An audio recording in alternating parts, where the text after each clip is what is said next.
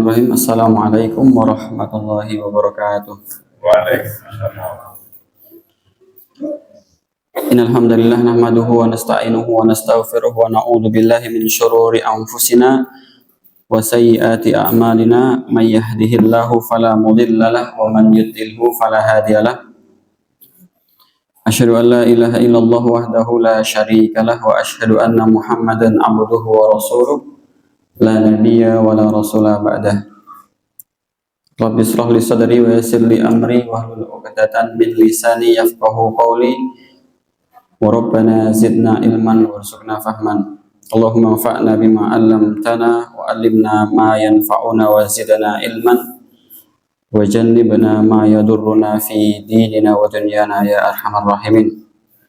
Alhamdulillah, pertama-tama marilah kita berbanyak syukur kepada Allah Subhanahu wa taala tentunya atas segala limpahan karunia-Nya ya, sehingga Allah Subhanahu wa taala masih memberikan kita semua kesempatan ya Pak untuk bertemu kembali, untuk bermajlis, untuk melazimi ya apa yang sudah menjadi kesepakatan program kita ya.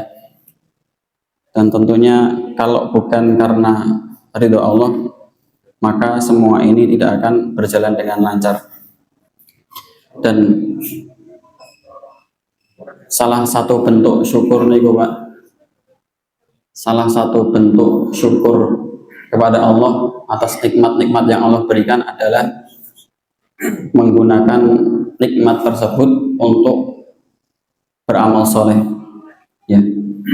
Jadi kalau Allah masih memberikan kita nikmat sehat Pak, nikmat waktu luang, kemudian kita menghadiri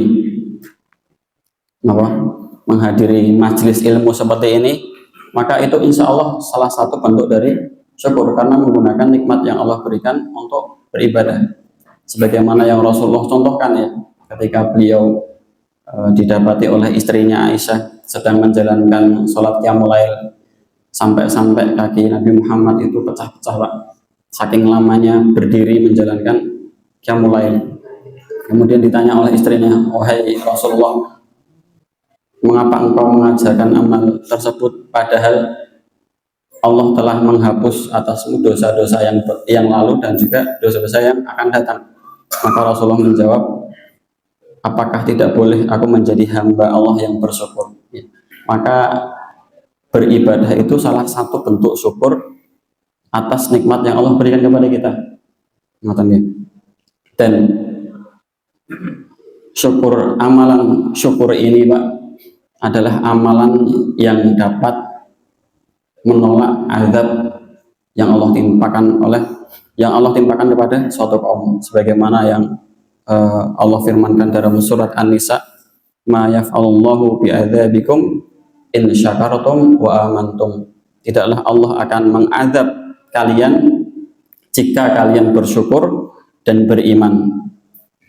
Ya, surat An-Nisa ayat 147. Jadi syukur itu salah satu amalan yang dapat mencegah datangnya azab yang Allah timpakan kepada suatu kaum. Kemudian salat dan salam semoga senantiasa tercurahkan kepada Nabi Muhammad sallallahu alaihi wasallam dan juga kepada keluarga beliau, kepada sahabat-sahabat beliau dan juga kepada umat beliau yang senantiasa mengikuti jalan beliau. Jamaah yang dirahmati Allah Subhanahu wa taala, ada yang menyebutkan bahwasanya sholawat itu dapat mendatangkan rezeki, dan ternyata ada hadis yang mengisahkan demikian. Jadi ada suatu ketika salah seorang sahabat itu bertanya kepada Rasulullah, "Wahai Rasulullah, saya menjadikan doa-doa yang saya panjatkan sepertiganya untuk sholawat kepadamu." Maka Rasulullah menjawab, "Ya silahkan." Kemudian sahabat ini menambah lagi, "Bagaimana dengan 2/3 doa saya gunakan untuk bersolat kepadamu?" Maka Rasulullah jawabannya tetap sama, "Silahkan." Kemudian sahabat ini menambah lagi, "Bagaimana kalau seluruh waktu yang saya gunakan biasanya untuk doa kepada Allah, untuk keperluanku, kebutuhanku, saya gunakan seluruhnya untuk bersolat kepadamu?" Maka Rasulullah menjawab, Kalau begitu Allah akan mencukupkanmu dari semua kerisauannya dari masalah dunia dan akhirat. Jadi ketika kita memperbanyak sholawat Pak, ternyata benar itu dapat menjadikan urusan dunia dan akhirat kita menjadi ringan. Dalam hadis disebutkan seperti itu ya Pak. Maka ya insya Allah dengan kita melazimi sholawat itu Pak, banyak banget manfaat yang akan kita peroleh. Dan semoga Allah Subhanahu wa taala memudahkan kita untuk mengamalkannya. Bapak-bapak, ibu-ibu yang dirahmati Allah Subhanahu wa taala. Pripun Pak kabare? Sehat ya? Sehat Pak? Oh, alhamdulillah sehat. Kok napa kok kurang semangat ngoten Pak? Napa tahe dereng medal? Ya, kalau sehat maka perlu kita syukuri lagi Pak. Karena tadi pagi niku saya ya nganter istri periksa ke Puskesmas Kartosuro. Sebenarnya bukan periksa tapi cek lab ya Pak, cek lab menjelang apa hari lahir ya. Jadi itu antriannya banyak banget. Padahal saya datang niku pagi-pagi jam 8 sampai sana antriannya sudah mencapai 86. Antrian ke 86, jadi cukup lama antriannya. Maka kalau kita diberi kesehatan itu ya alhamdulillah. Di saat banyak orang di luar sana atau mungkin kerabat dekat kita yang masih Allah uji dengan sakit ya, maka kita perlu bersyukur atasnya. Baik, melanjutkan pembahasan kitab ya Pak ya, kitab. Jadi ensiklopedi yang dicintai dan dibenci Nabi Muhammad Shallallahu Alaihi Wasallam. Jadi kalau kita ya setiap manusia itu pasti mengejar yang namanya cinta ya Pak ya. Seorang anak pasti mengharapkan cinta dari orang tuanya. Begitupun sebaliknya seorang orang tua pasti mengharapkan cinta dari anak-anaknya. Seorang pasangan pasti mengharapkan cinta dari pasangannya. Begitupun sebaliknya. Maka semua dari manusia itu pasti menginginkan cinta, baik itu dalam pekerjaan ya, kita kerja di perusahaan, salah satu perusahaan, pasti kita juga mengharapkan cinta dan kasih sayang dari orang-orang di sekitar kita. Dan karena memang ketika dibenci atau diseri itu rasanya nggak nyaman ya, kerja nggak nyaman, kalau di rumah tangga juga rasanya mulai ya tanya mama, atau di keluarga misal anaknya benci sama orang tuanya juga kitanya nggak nyaman. Maka yang kita kejar adalah cinta. Lantas bagaimana kalau yang kita kejar adalah cinta dari yang menciptakan kita, Allah Subhanahu wa taala. Maka kalau yang kita kerja adalah ridhonya Allah, cintanya Allah, insya Allah semua apa yang kita jalani dalam kehidupan kita Allah akan mudahkan. Walaupun misal di pandangan orang lain hidup kita susah, berat ya. Tapi ketika Allah mudahkan Pak, bukan berarti langsung diberikan materi ya, akan tapi berikan hati yang sabar dan kuat menerima ujian itu. Sehingga orang lain itu ketika melihat ujian kita dari luar terasa berat ya, seolah-olah mereka nggak mampu. Padahal kita santai-santai saja yang menghadapi ujian tersebut. Itu karena nikmat karunia Allah ketika Allah menganugerahkan cintanya kepada kita. Maka dalam kitab ini dibahas poinnya satu persatu, bagaimana atau amalan-amalan apa saja yang mengundang cinta Rasul kemudian mendatangkan cintanya Allah Subhanahu wa taala. Sebagaimana yang disebutkan dalam Al-Qur'an ya. In kuntum tuhibbunallah fattabi'uni yuhibbukumullah. Kalau kalian in kuntum tuhibbunallah, kalau kalian mencintai Allah, fattabi'uni, maka kata Rasulullah, ikutilah aku. Dalam artian sunnah-sunnah beliau ya, atau amalan-amalan yang beliau kerjakan, entah wajib ataupun sunnah. Contohlah Rasulullah, fattabi'uni yuhibbukumullah, maka ganjarannya adalah mendapatkan cinta dari Allah Subhanahu wa taala. Maka penting ya bagi kita semua untuk mempelajari satu persatu dari poin-poin yang ada di dalam pembahasan kitab ini.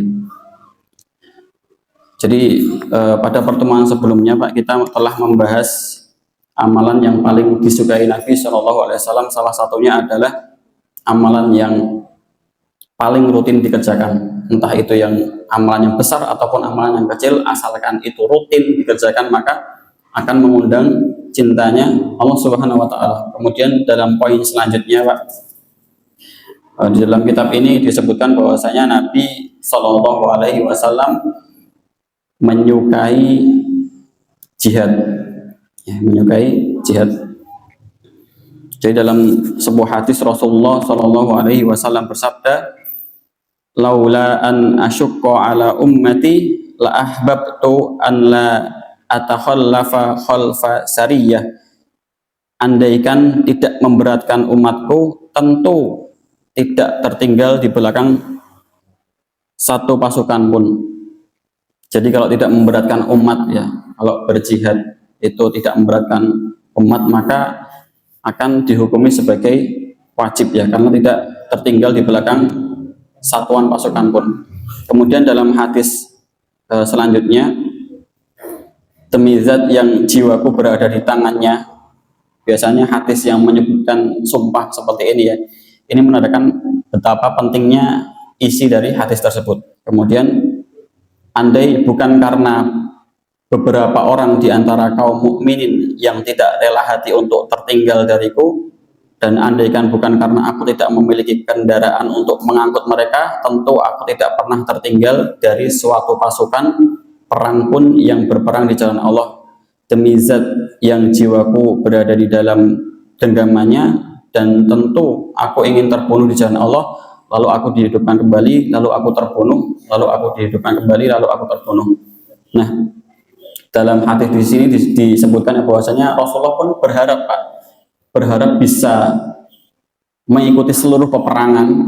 Kemudian di dalam salah satu peperangan itu Rasulullah meninggal, kemudian dihidupkan, kemudian meninggal lagi, dihidupkan lagi, dan meninggal lagi, begitu seterusnya.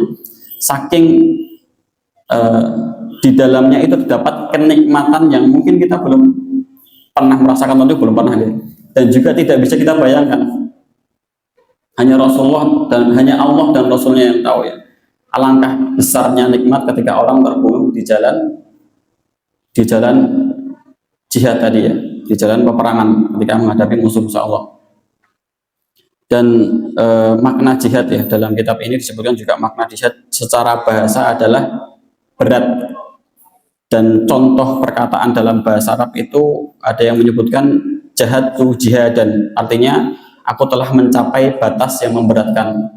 Jadi jihad ini bukan amalan yang ringan sehingga disebutkan sebagai kata jihad tadi. Kemudian makna jihad menurut istilah syariat adalah mengerahkan segenap kemampuan dalam memerangi orang-orang kafir atau musuh Allah, ya. Dan dalam pembahasan lebih dalam tentunya orang kafir juga terbagi, ya, Pak, ya. Ada yang orang kafir yang harus diperangi, ada juga yang harus dilindungi, seperti itu.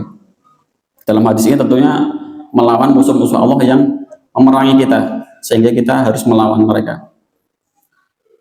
Itulah mana jihad. Dan juga ada sebagian ulama itu yang membagi jihad, Pak, ya. Membagi jihad menjadi beberapa bagian. Yang pertama adalah jihad melawan jiwa, ya. Jihad melawan jiwa ini, ya, ini memaksa diri untuk memperdalam ilmu agama, kemudian mengamalkan dan kemudian mengajarkan. Memperdalam ilmu agama, kemudian mengamalkan dan mengajarkan. Maka salah satu kegiatan seperti ini, Pak, bisa dikategorikan menjadi makna jihad itu tadi, ya. Memperdalam ilmu agama, kalau bisa kita mengamalkan maka masuk kategori ini, gitu. Atau kemudian mengajarkan tidak perlu membuat majelis baru, Pak, tapi bisa diajarkan dengan keluarga kita, anak-anak kita, bagaimana ilmu yang kita dapatkan ketika menghadiri majelis ilmu, kemudian sampai rumah diajarkan ke pasangan kita, ke anak-anak kita, maka itu bagian dari jihad. Kemudian ada yang membagi jihad juga sebagai jihad memerangi setan, ya, dengan menangkal syubhat yang dibawa setan, juga menangkal syahwat yang dihiasi setan yang seolah nampak indah di pandangan mata kita. Jadi terkadang manusia, Pak, kita semua kalau imannya lagi turun niku, Yang pertama dampaknya adalah ibadah menjadi berat.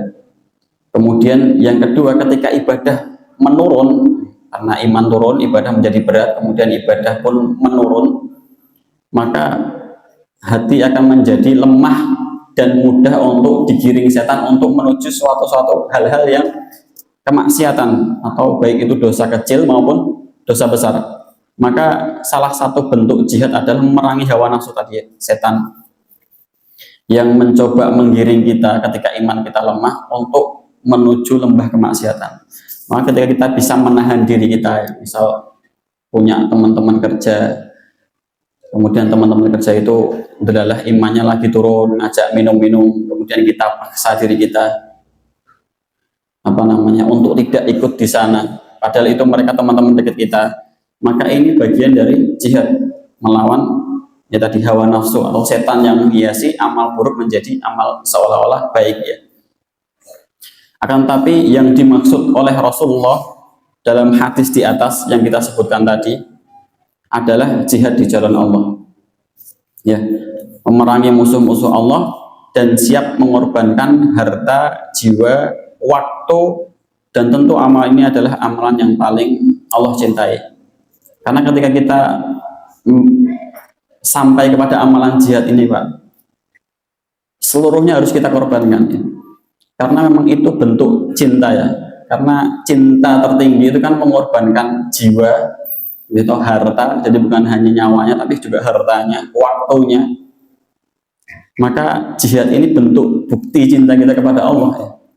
Sehingga menjadikan amalan ini menjadi amalan yang paling Allah cintai.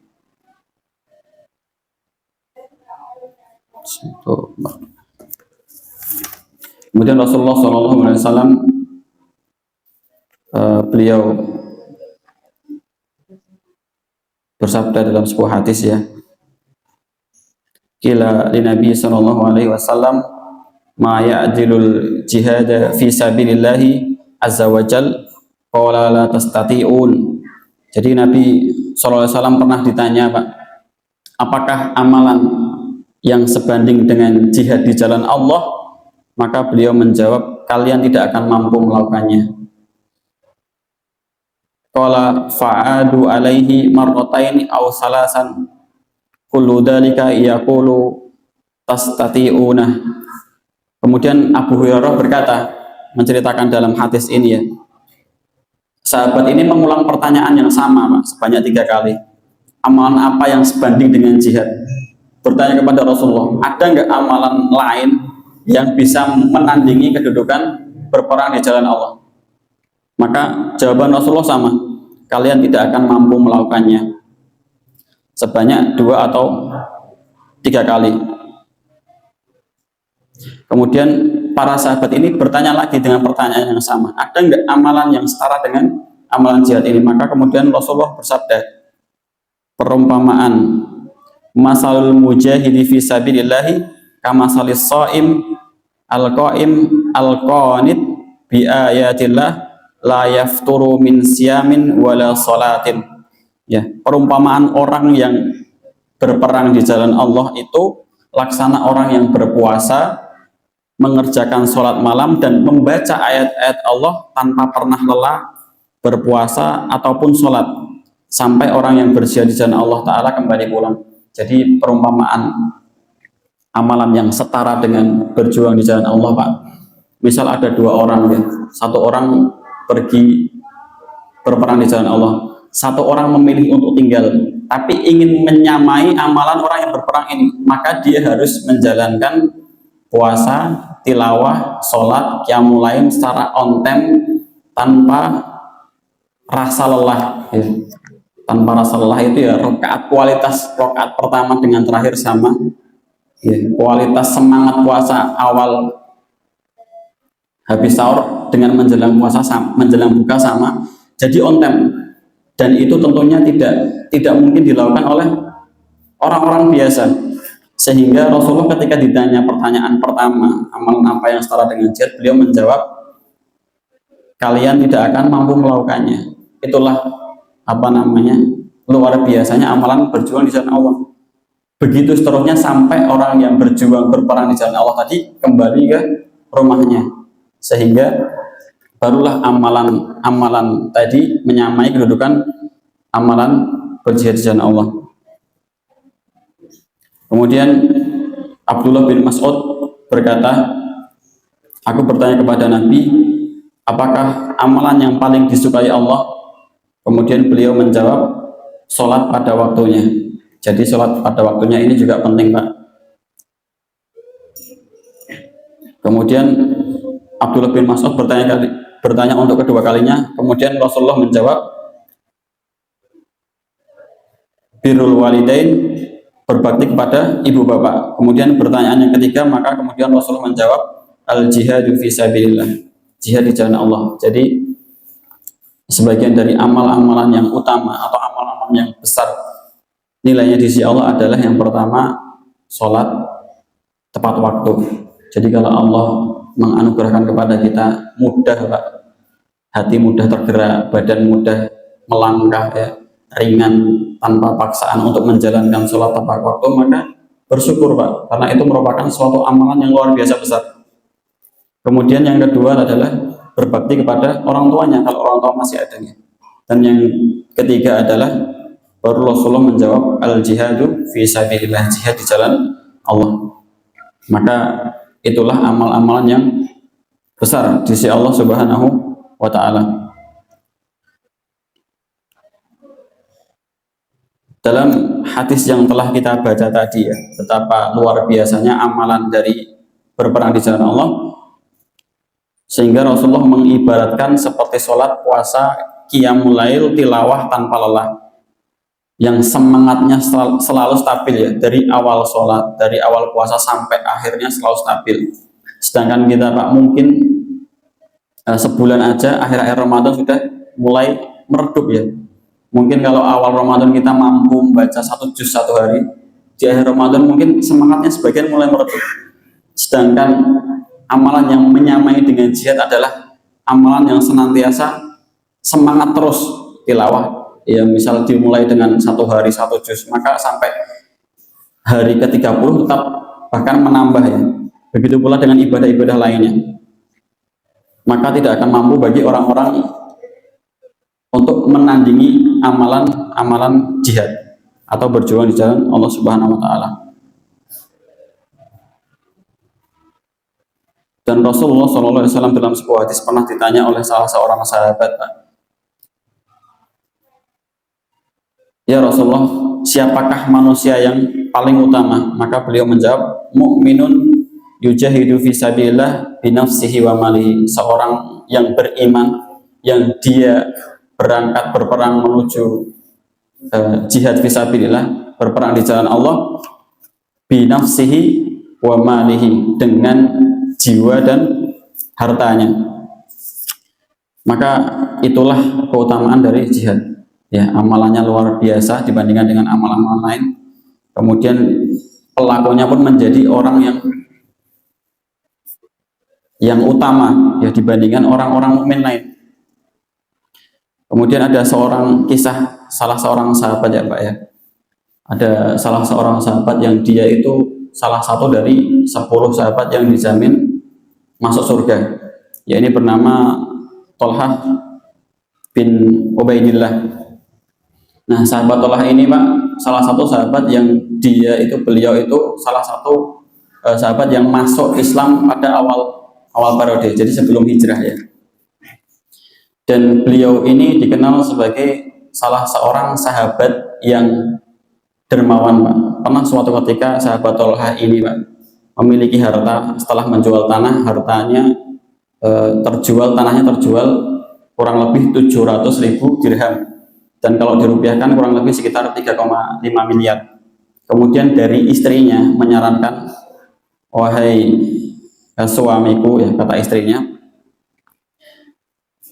maka insya Allah lebih ridho ketika kita menginfakkan harta ini untuk umat ini. Maka kemudian dalam waktu 1 hari, Pak, tanpa tidur, ya, malam dilanjut bagi-bagi hartanya sampai habis, benar-benar habis 3,m dalam waktu 1 hari setelah menjual tanah. Maka itulah perbedaan kualitas kita dengan para sahabat terdahulu. Beda lain cerita kalau dalam hatinya masih cenderung terhadap dunia, Pak. Wah, paling ya tak sedekah ke 50 juta cukup lah, wis akeh iki. Kayak kakek malah. Sedangkan para sahabat ya menjual menginfakkan seluruhnya 3,5 M dalam waktu 1 hari. Kemudian dan sahabat Thalhah ini juga dikenal sebagai sahabat yang senang dengan amalan melunasi hutang koncone, Pak. Jadi ketika ada koncone sambat sama dia, aku diutang nih, nah spiro-piro tak bayari, misal seperti itu. Jadi dermawan, murah hati ya. Bahkan dalam sebuah kisah, Pak, ada sahabat yang sambat kepada Thalhah ya, tentang dirinya yang terlilit hutang sampai dengan 80.000 dirham atau sekitar 360 juta. Maka delalah ya Thalhah masih ada rezeki, langsung dilunasi seperti itu. Jadi ringan banget beliau dalam menginfakkan hartanya. Sampai-sampai beliau, salah satu julukan beliau adalah sahabat yang pelunas hutang. Kemudian kembali lagi ke pembahasan ya jihad. Jadi sahabat Thalhah ini, Pak, semasa hidup beliau tidak pernah absen dari berperang bersama Rasulullah. Jadi semasa Rasulullah hidup dan beliau menjalani beberapa peperangan, nah, sahabat Thalhah ini senantiasa berada di sisi Rasulullah, Pak, menjaga beliau berperang bersama Rasulullah. Pernah absen sekali itu ketika perang Badar. Perang Badar beliau absen karena memiliki tugas khusus. Kemudian setelah menyelesaikan tugasnya, nyusul hendak mengikuti perang Badar, ternyata perang Badarnya sudah selesai, Pak. Kemudian sahabat Thalhah ini sempat menyesal, terus kemudian ya kecewa. Maka Rasulullah menghiburnya dengan memberikan ghanimah dan menjanjikannya bahwasanya Thalhah akan mendapatkan pahala sebagaimana pahalanya Ahlul Badar, ya, sebagaimana pahalanya sahabat-sahabat yang ikut perang di perang Badar. Itu kemuliaan sahabat Thalhah ya. Jadi tidak ikut perang tapi mendapatkan pahala sebagaimana keutamaan dari Ahlul Badar karena beliau memiliki tugas khusus. Kemudian dalam suatu kisah, Pak, sahabat Thalhah ini ketika menghadapi perang Uhud ya, sebagaimana kita tahu bahwasanya perang Uhud itu perang yang hampir-hampir umat muslim itu mengalami kekalahan karena ada sebagian kelompok atau pemanah yang mereka lengah atau tidak mentaati perintah dari komandannya. Dan di dalam perang itu, Pak, sempat diteriakan bahwasanya Rasulullah telah meninggal, wafat ya, sehingga menjadikan pasukan umat muslim ketika itu kocar-kacir, Pak, kocar-kacir karena merasa Rasulullah meninggal, gak ada harapan gitu. Kemudian karena sahabat banyak yang, sebagian orang banyak yang lari dari peperangan, akan tapi masih banyak juga yang bertahan di sisi Rasulullah. Kemudian Rasulullah berkata, wahai para sahabat, siapakah di antara kalian yang mau maju menyerang musuh untuk melindungiku? Kemudian Thalhah ini spontan, karena Thalhah yang paling dekat dengan Rasulullah, saya Rasulullah. Maka Rasulullah menjawab, tidak, tetaplah berada di posisimu. Kemudian ada sahabat Ansor yang datang, saya Rasulullah, baik, engkau pergilah. Kemudian sahabat Ansor ini meninggal, Pak. Kemudian Rasulullah menyuruh lagi dengan seruan yang sama, siapakah yang dapat melindungiku maju menghadapi musuh di depan sana. Kemudian Thalhah menjawab lagi, saya Rasulullah. Maka Rasulullah menjawab, tidak, tetaplah berada di posisimu. Kemudian sahabat Ansor datang. Kemudian Rasulullah memerintahkannya untuk maju dan syahid. Kemudian begitu terus sampai sahabat Ansor yang ada di sekitar Rasulullah ini semuanya telah syahid, Pak. Tinggallah sahabat Thalhah ini. Nah, kemudian Rasulullah menyuruh lagi, siapakah yang bisa melindungiku untuk menyerang musuh yang ada di dekatku? Maka Thalhah menjawab, saya Rasulullah, baik, majulah. Kemudian Thalhah ini maju, Pak, sampai tulang tangannya pecah dan juga jari-jarinya pada putus. Kemudian Rasulullah bersabda, wahai Thalhah, ucapkanlah bismillah, maka malaikat akan mengangkatmu dan mereka menyaksikan. Akan tapi dalam kisah ini Pak tidak dijelaskan secara detail ya bagaimana kejadiannya, yang jelas ditutup dengan sabda Rasulullah seperti itu. Kemudian berlahirlah perang dan Tolha selamat, Rasulullah selamat, maka itulah bentuk keseriaan Tolha ya Pak ya.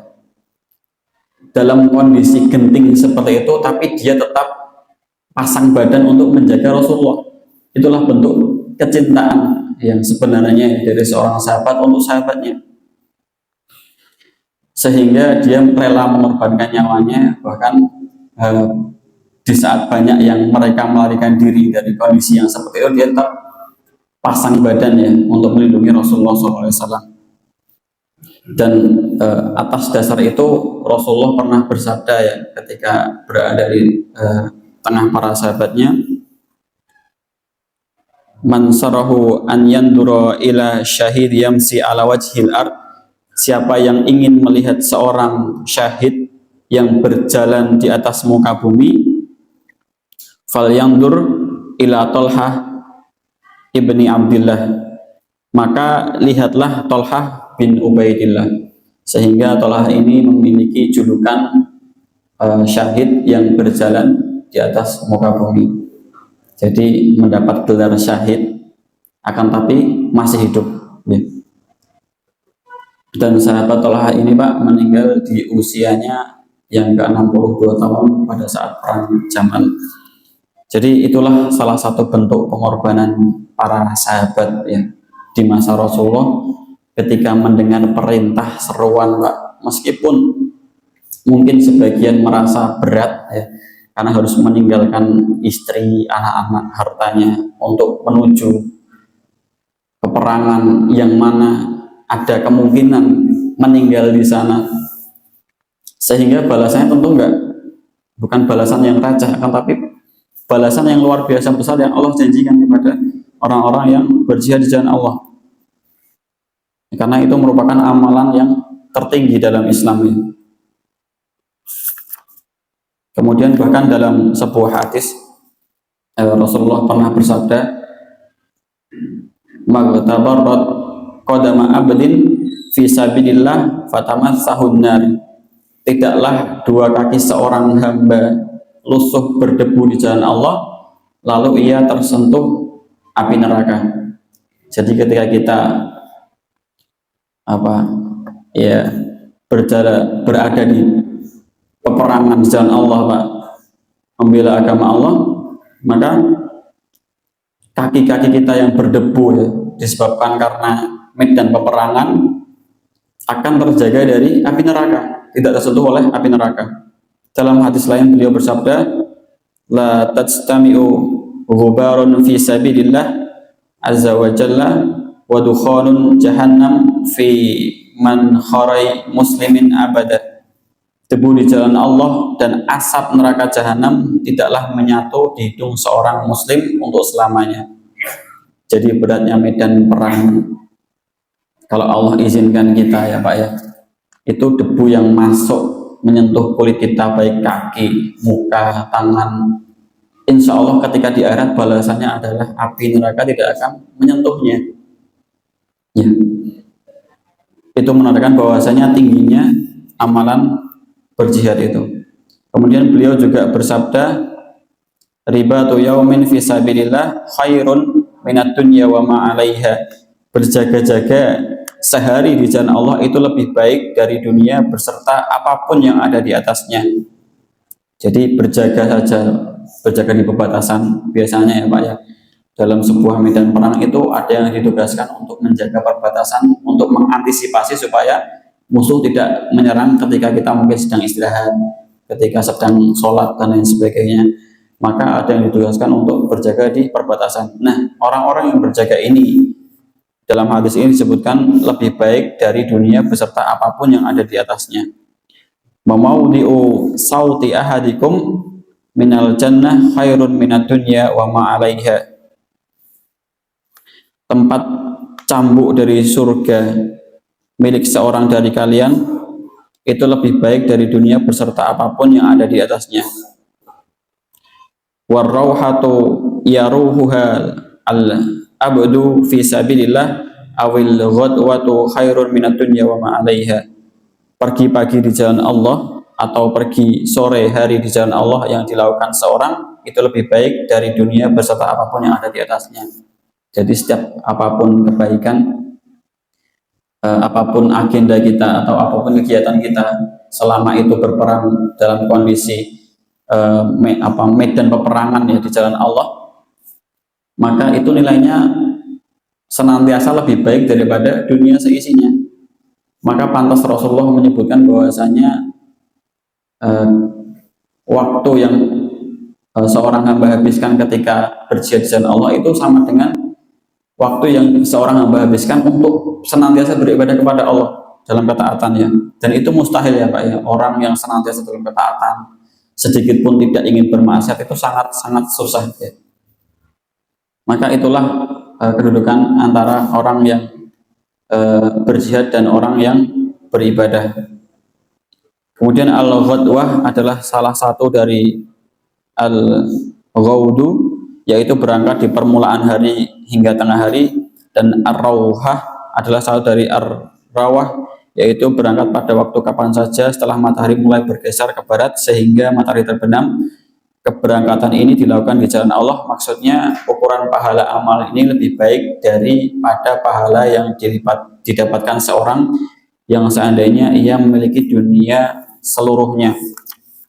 Jadi berangkat berperang di jalan Allah, berangkat pada pagi hari itu lebih baik daripada orang yang memiliki dunia seluruhnya. Mungkin kalau kita melihat orang ya Pak yang merasa kagum ketika ada orang rumahnya banyak, mobilnya bagus-bagus, bajunya rapi gitu ya, maka itu tidak lebih baik daripada orang yang pergi berjihad di jalan Allah Subhanahu wa Ta'ala. Kemudian rahasianya adalah penyebab keterlambatan berjihad adalah kecenderungan terhadap salah satu sebab-sebab duniawi. Jadi ketika seorang itu berat untuk menjalankan perang ya, misal dalam negeri kita ya, naudzubillah, semoga tidak terjadi, ada perangan, ini permisalan saja Pak. Kemudian sebenarnya kita mampu menjangkau daerah itu ya dengan mudah, tapi kita lebih memilih malas-malasan cari aman. Maka dalam kitab ini disebutkan adanya kecenderungan terhadap salah satu sebab-sebab duniawi ya. Jadi adanya kecintaan terhadap dunia ya, sehingga dia berat untuk pergi berjihad ya. Karenanya Nabi SAW mengingatkan kepada orang yang terlambat berjihad bahwa sebagian kecil dari surga tersebut lebih baik dari seluruh apa yang ada di dunia. Rasulullah SAW bersabda, "Inna fil jannati mi'ata darajah." Sungguhnya di surga itu terdapat 100 tingkatan yang telah disediakan Allah. A'addahallah lil mujahidin, yang disediakan Allah untuk para mujahid fi sabilillah di jalan Allah. Ma bainad darajataini kama bainas sama'i wal ard. Sedangkan satu tingkatan dengan tingkatan lainnya di surga itu sebagaimana bumi dan langit.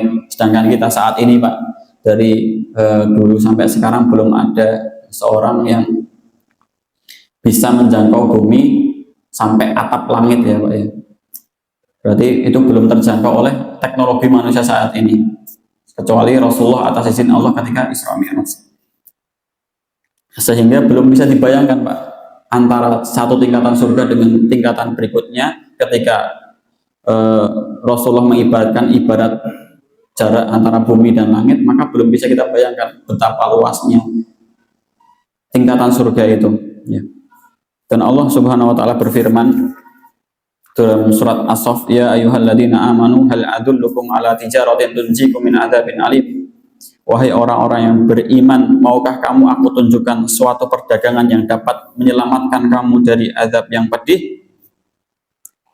Kemudian dalam ayat selanjutnya, tu'minuna billahi wa rasulih, yaitu kamu beriman kepada Allah dan Rasulnya, wa tujahiduna fi sabilillahi bi amwalikum wa anfusikum, dan berjihad di jalan Allah dengan mengorbankan amwalikum wa anfusikum, harta dan jiwamu, dzalikum khairul lakum in kuntum ta'lamun. Itulah yang lebih baik bagi kamu jika kamu mengetahui. yaghfir lakum dunubakum, maka niscaya dosa-dosamu akan terampuni, wa yudkhilkum jannah, dan dimasukkan ke dalam surga yang mana di dalamnya tajri min tahtihal anhar, mengalir di bawahnya sungai-sungai, wa masakin thayyibah, dan tempat-tempat tinggal yang baik, fi jannatin adan, di dalam surga Aden. Dzalikal fawzul adim, itulah kemenangan yang besar. Wa ukhra tuhibbunaha nasrum minallahi wa fathun qarib wa basyiril mu'minin. Itulah kemenangan yang agung, dan ada lagi karunia yang lain yang kamu sukai, yaitu pertolongan dari Allah dan kemenangan yang dekat, dan sampaikanlah berita gembira kepada orang-orang yang mukmin. Jadi balasan dari orang-orang yang beriman kemudian dia berjihad berperang di jalan Allah adalah diampuni dosa-dosanya, kemudian dimasukkan ke dalam surga, dan disediakan di dalamnya surga yang mengalir di bawahnya sungai-sungai dan tempat tinggal yang nyaman, ya. Maka dari itu, itulah gambaran dari betapa agungnya amalan jihad fisabilillah. Dan setiap amalan, Pak, yang itu harus membutuhkan effort lebih, baik dari tenaga, waktu, ataupun harta, insya Allah pasti Allah akan balas di dunia dan juga di akhirat. Jadi saya pernah punya kenalan, ya Pak, ya. Guru saya dulu waktu masih sekolah, itu beliau dulu seorang pengusaha, Pak. Seorang pengusaha di Malaysia, ya, jualan sarung, kemudian servis AC. Dulu ketika waktu awal-awal ada AC itu juga membuka jasa pasang AC, kemudian jualan sarung. Akan tapi bisnisnya ini stagnan, Pak, jadi nggak mengalami peningkatan, yang ada malah capek nambah, tapi bisnisnya tidak mengalami peningkatan. Kemudian karena dia merasa putus asa, kemudian qadarullah diajaklah guru saya ini untuk pergi ke Palestina, karena Palestina itu dari dulu sampai sekarang kan masih konflik, ya Pak. Kemudian di sana awalnya menjadi relawan sampai ikut berjuang juga, jadi relawan. Kemudian ada kesempatan untuk berjuang. Maka setelah pulang dari situ, Pak, karena dia merelakan dunia bisnisnya tadi, ya Pak, ya, meninggalkan anak istri, itu berjalan beberapa bulan, pulang bisnis, ya alhamdulillah lancar, menjadi lebih lancar. Maka itu salah satu bukti bahwasanya selama kita ikhlas, Pak, karena Allah, ya, apapun yang kita korbankan, harta, ya mungkin awalnya berat, ya Pak, ya. Kenapa korban sapi ini kok berat, Pak? Beda dengan kambingnya. Tapi kalau kita ikhlas, yakin betul bahwasanya Allah pasti membalas. Insya Allah dalam waktu dekat itu pasti akan terbalas, Pak. Begitu pula umroh. Banyak sekali pengalaman-pengalaman, ya Pak, ya. Saya dapat cerita dari teman-teman yang sudah berangkat ke sana, itu ada masalah di bisnis, misalnya buntu, kemudian beralah ada uang yang cukup buat umroh, akhirnya buat berangkat umroh. Pulang dari umroh, masya Allah, rezekinya dilipat gandakan oleh Allah Subhanahu Wa Taala. Insya Allah itu karena niat baiknya mengorbankan hartanya untuk menjalankan ibadah, ya, dalam artian bersyukur tadi, ya. Salah satu bentuk syukur adalah menjadikan nikmat yang Allah berikan untuk lebih dekat kepadanya. Jadi semakin besar pengorbanan kita, maka insya Allah balasan dari Allah pun lebih besar dari apa yang kita korbankan, ya. Jadi jangan sampai kita ragu, merasa rugi ketika transaksi dengan Allah Subhanahu Wa Taala. Ketika Allah memerintahkan sedekah, ya sedekah kalau kita punya harta, Pak. Kalau kita punya harta 10 juta, Pak, ya sedekahlah dengan harta itu yang kita merasa berat mengeluarkannya. Ya kalau kita misal punya tabungan 10 juta, ya kalau keluarganya 100.000 kan ya nggak berat-berat amat ya. Maka sekali-kali coba Pak, mengeluarkan nominal yang lebih besar yang menjadikan hati kita itu kadang bimbang.